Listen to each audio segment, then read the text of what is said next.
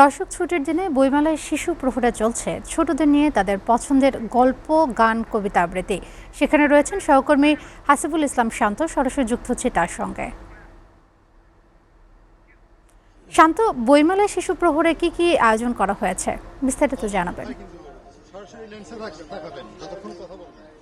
রোদেলা, আপনি যেমনটি বলছিলেন, বইয়ের প্রতি ভালোবাসা এবং বইয়ের প্রতি মায়া ছড়ানোর জন্য বইমেলা প্রতি বছরই আয়োজন করে শিশু প্রহরের, যেটা ছুটির দিনে অনুষ্ঠিত হয় শুক্রবার এবং শনিবারে।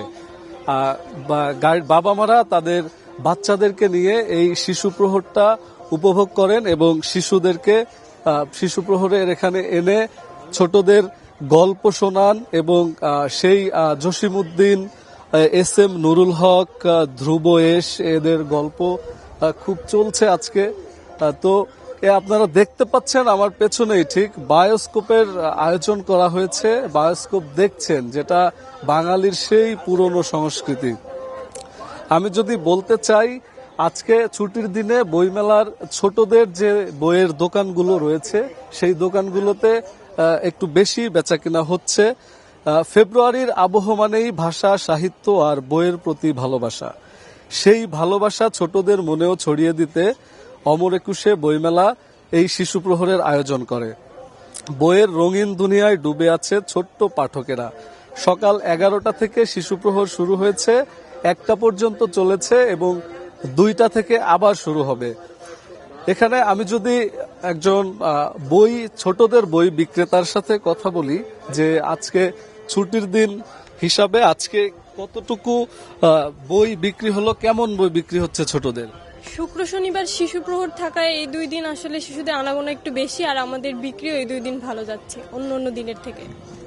কোন লেখকের বই বেশি চলছে? আমাদের স্টলে রাকিব হাসানের বই এবং ধ্রুব এসের বই, এই 2টা বই বেশি ভালো যাচ্ছে।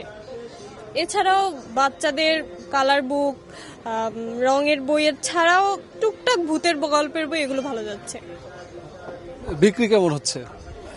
বিক্রি গত সপ্তাহের থেকে এখন যত দিন আগাচ্ছে অত একটু ভালো যাচ্ছে। আরো দেখা যাক এখন সামনের দিনগুলোতে কেমন হয়।